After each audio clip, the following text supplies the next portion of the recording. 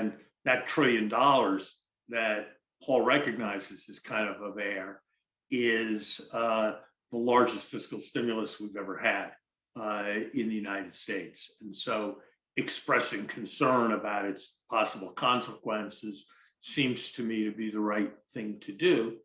I was careful in writing my piece to say that it was hugely important that we have a major fiscal stimulus program right now, that the egalitarian character of the Biden program was very positive, but that it came with risks that had to be managed. I think the risks associated with, and I can't say for sure that it may be that everything will materialize smoothly.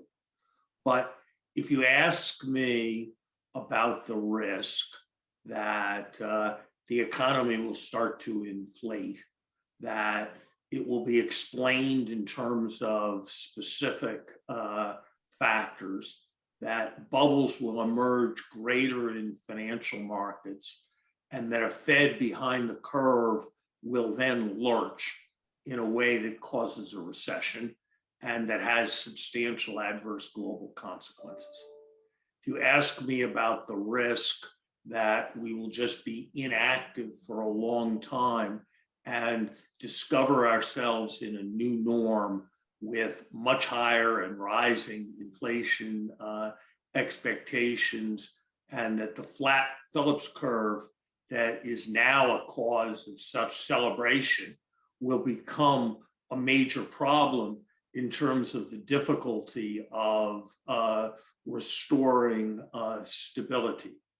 If you ask about the risk that a growing expectation that real interest rates are going to be low or negative forever drives extreme risk-taking that creates bubbles that then generate momentum that lead to substantial downturns and a structural break. If you add up all of those risks, and if you add up the way in which what I suspect will be the growing salience of those risks over time may inhibit spending on necessary public investment, it seems to me to be a much better course to lock in the public investment now rather than to lock in the spending power for households. On one technical point, I'm surprised by what Paul said. I would have thought that it was certainly to be expected that if you gave middle-class families $2,000, $6,000, if there's a family of three, checks, which they didn't spend this year in part because of COVID, I would have thought the best guess would be that the spending propensity out of them would be far greater than the spending propensity economists usually estimate from wealth, which is driven by fluctuations in the stock market. So I think to the extent there are buildups of assets because of saving this year, the right assumption about the rate at which they'll be spent in 2023, 2022, 2023, 2024 is much greater than would come from normal estimates of the propensity to consume out of wealth. So I'd rather be locking in the public investment and the climate change than locking in the rest. And I don't think it's that hard, actually, to target pretty totally those only $20 billion lost wage and salary income. And I don't know what the argument is that you need to spend 5 or 6 times that in order to make sure you're reaching the people who need to be reached. And since even on Paul's calculations, that's such a large part of the program. I think that's a case that needs to be more fully articulated. And look, if this is a necessary political compromise, it's a necessary political compromise. But I think it's our job as economists to say that there isn't really a compelling economic case for it, that it carries with it risks that need to be managed. And then we're a democracy. And if our political leaders think it's necessary to reach a political compromise, that's a decision we should respect, having warned about the risks. But I don't think it's right for us to tilt our economic analyses in favor of what is a politically expedient conclusion. Thanks, Larry. So let me among these risks, of course, I'm very interested in bubbles all the time. So I would like to know from Paul, do you think if bubbles emerge and there's a huge wealth generation from bubbles, people don't spend on it, but what happens if bubbles burst? What happens then? What will be the outfall from then?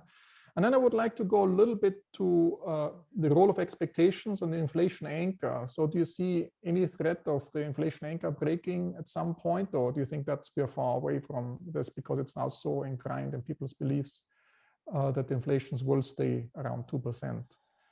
So let's, first of all, on bubbles. Bubbles happen. Trying to use macroeconomic policy, trying to condition your macroeconomic policy on fear of bubbles is very, very problematic. You have to be much more confident that you have a bubble than we usually are. There are occasions when a bubble seems to be as clear as anything. Housing bubble in 2005-06. But that was more the exception than the rule.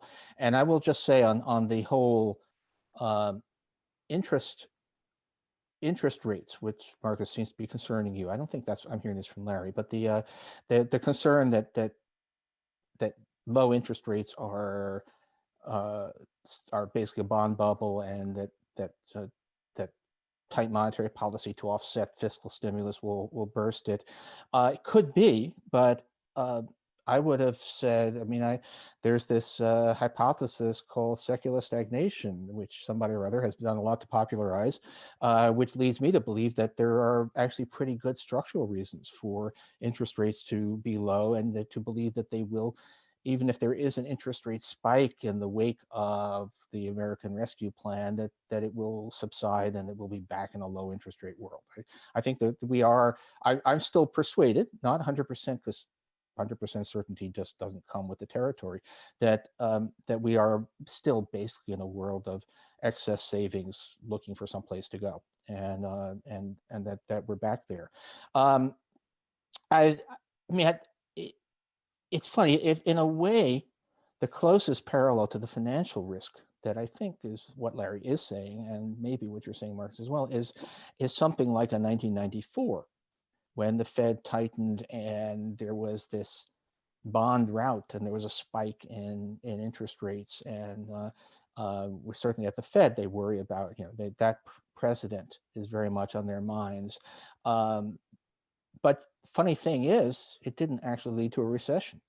In fact, the US economy was still busy adding 300,000 jobs a month right through all of that. And so I'm not convinced that that's a big concern.